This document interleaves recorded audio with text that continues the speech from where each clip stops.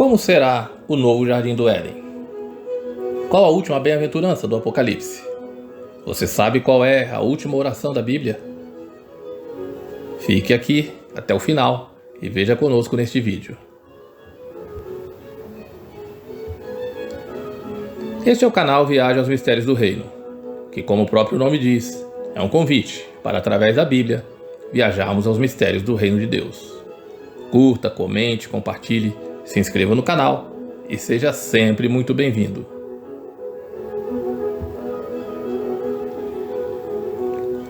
Neste vídeo, abordaremos o capítulo 22 do livro do Apocalipse. Falaremos sobre o novo Jardim do Éden e sobre o fechamento do livro da Revelação. O começo do capítulo 22 é uma continuação do 21. Temos um novo Jardim do Éden. As figuras são combinadas. As descrições sobre o novo Éden são a continuação das descrições sobre a Nova Jerusalém. A principal referência dos capítulos 21 e 22 são os últimos capítulos do livro de Ezequiel.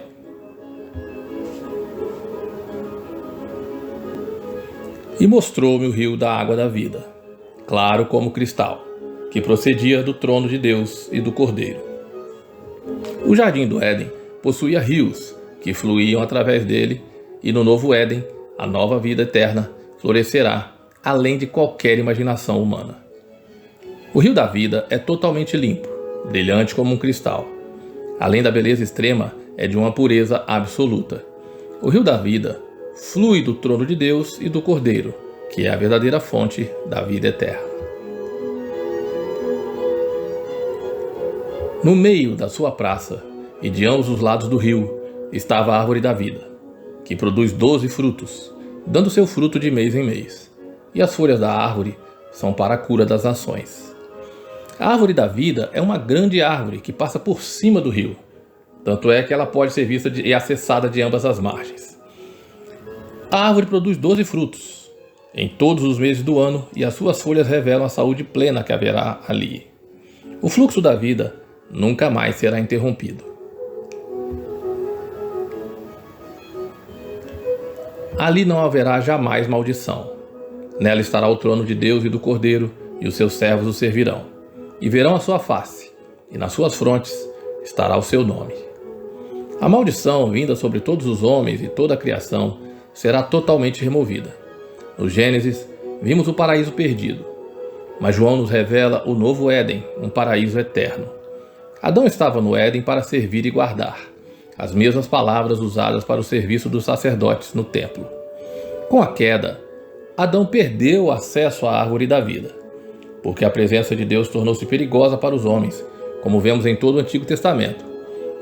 Um tempo em que qualquer um que contemplasse a face de Deus morreria instantaneamente. Mas agora, novamente seus servos o servirão, verão a sua face e estarão guardados em seu próprio nome. Aleluia! Ao contrário dos seguidores da besta, os remidos são reconhecidos pelo nome do seu Deus.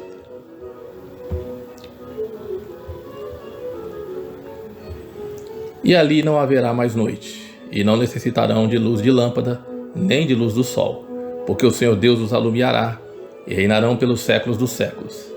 Aqui repetimos o que já foi visto no capítulo 21. Não haverá mais noite ali. A glória da cidade será a presença de Deus e do Cordeiro, e Deus habitará em seu templo para sempre. Nós somos esse templo e essa cidade, a habitação de Deus e do Cordeiro. Os que são de Cristo serão sacerdotes e reinarão com ele pelos séculos dos séculos. E disse-me: estas palavras são fiéis e verdadeiras.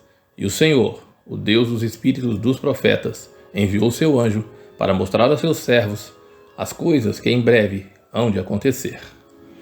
As palavras são fiéis e verdadeiras, pois ele mesmo é o fiel e verdadeiro.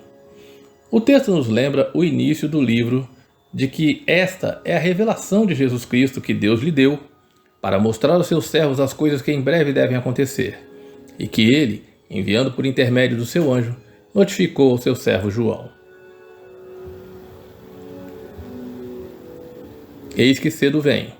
Bem-aventurado aquele que guarda as palavras da profecia deste livro. Com a Nova Jerusalém, terminam as visões de João, Agora temos o epílogo, cujo tema central é que breve Jesus voltará. Os profetas foram inspirados pelo Espírito Santo, inclusive o próprio João. Essa é a sexta bem-aventurança do Apocalipse.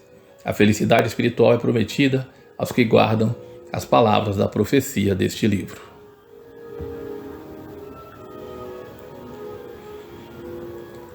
Eu, João, sou o que ouvi e vi estas coisas. E quando as ouvi e vi, prostrei-me aos pés do anjo para o adorar. Mas ele me disse: olha, não faças tal, porque eu sou conservo teu e de teus irmãos, os profetas, e dos que guardam as palavras deste livro. Adora a Deus. Este texto repete o Apocalipse 19:10. É tanta glória, majestade e impressionante revelação do Altíssimo que João cai aos pés do anjo para adorá-lo. Mas o anjo não aceita. Devemos adorar somente a Deus.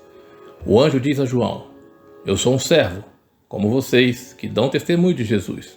Aliás, esse é o propósito de todas as profecias, testemunhar de Jesus. Este é o propósito e a inspiração dos profetas. Toda a glória é de fato extasiante, mas Jesus é o único que deve ser adorado. Só Ele é digno de toda a nossa adoração.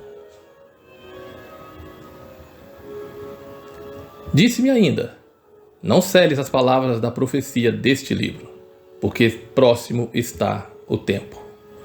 Ao contrário do que fora dito a Daniel, o Apocalipse não será um livro selado.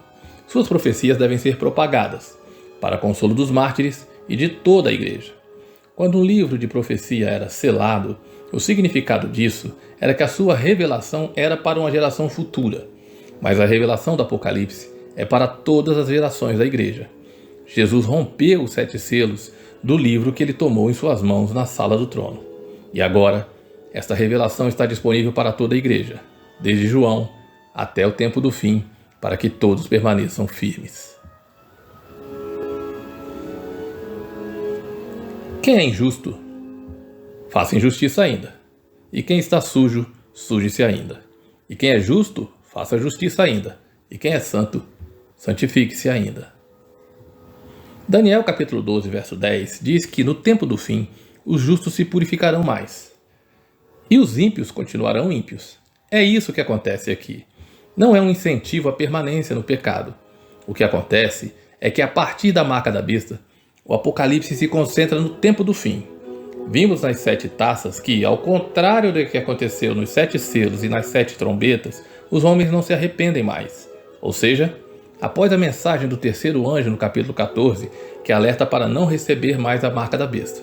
Depois que as pessoas decidirem conscientemente ficar ao lado do dragão, da besta e do falso profeta, a porta da graça será fechada, como se deu na Arca de Noé. Haverá uma hora em que será tarde demais para o arrependimento. E se não for pela graça, não há conversão, não há obediência, não há fidelidade. Eis que cedo venho, e está comigo minha recompensa, para retribuir a cada um segundo a sua obra. Este verso nos remete às mensagens enviadas para a igreja de Filadélfia, venho sem demora, e para Laodiceia, eis que estou à porta, justamente as 2 últimas igrejas. Neste momento do Apocalipse, está em foco muito especialmente os dias de aflição. As boas obras nessa época são paciência na tribulação, perseverança na perseguição e fidelidade, mesmo na prisão e na morte. Esta é uma perspectiva solene. O tempo de brincar acabou.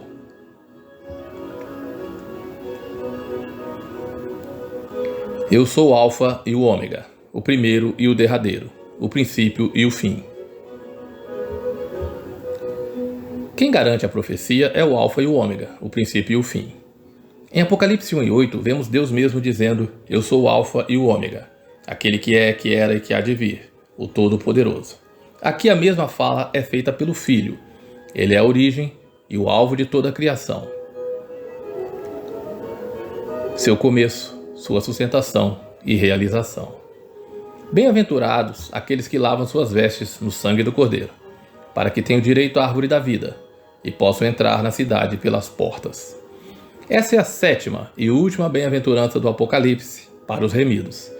A árvore da vida, a cidade santa, a glória eterna. Os remidos não são os que confiam na justiça própria, são os que lavam as suas vestiduras. Só os que lavam suas vestes no sangue do Cordeiro têm acesso à árvore da vida e à cidade santa.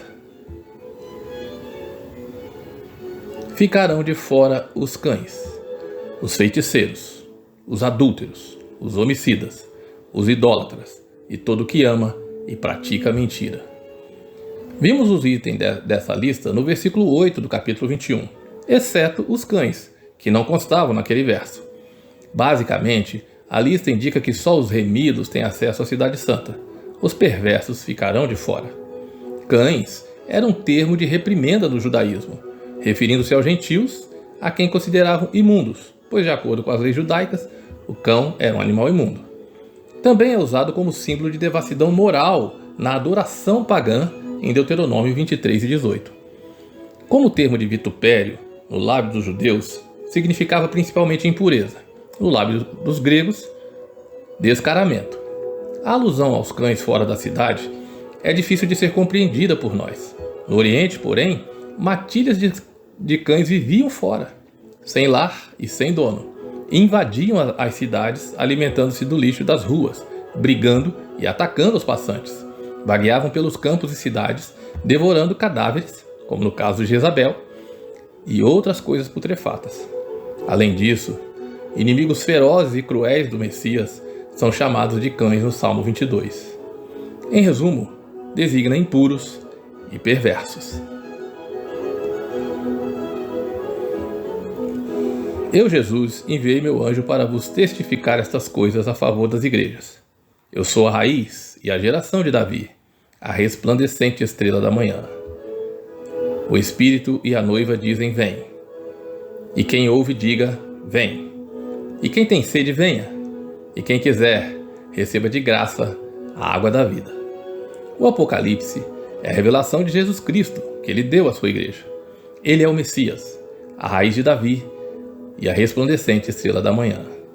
Cristo é a brilhante estrela da manhã do novo dia da eternidade. Assim como a estrela da manhã anuncia o sol, assim ele anuncia as glórias eternas do seu reino. 3 vezes, Cristo promete sua volta para breve neste final. Os versículos 7, 12 e 20. Agora, o Espírito, a noiva e todo aquele que ouve dizem: vem. E há um convite maravilhoso. Quem tem sede, venha beber de graça a água da vida.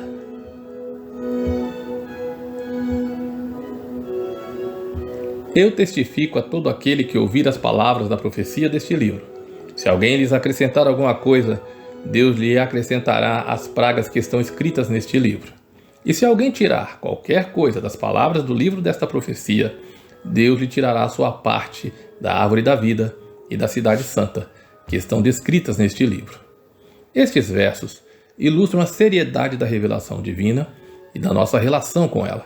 Ninguém deve brincar com essa profecia, adicionando-lhe algo ou tirando algo dela, pois quem assim fizer sofrerá os danos ali descritos.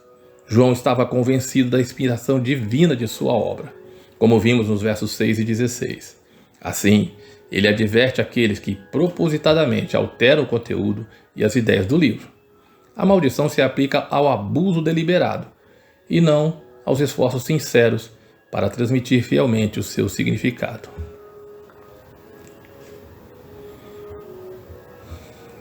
Aquele que testifica estas coisas diz: certamente cedo venho.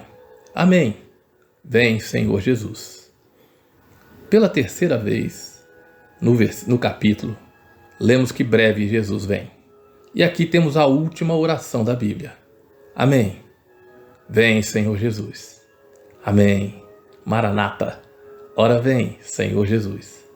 A graça do Senhor Jesus seja com todos. Obrigado por assistir ao vídeo. Se inscreva no canal, comente, curta e compartilhe. E até o próximo vídeo, se Deus quiser.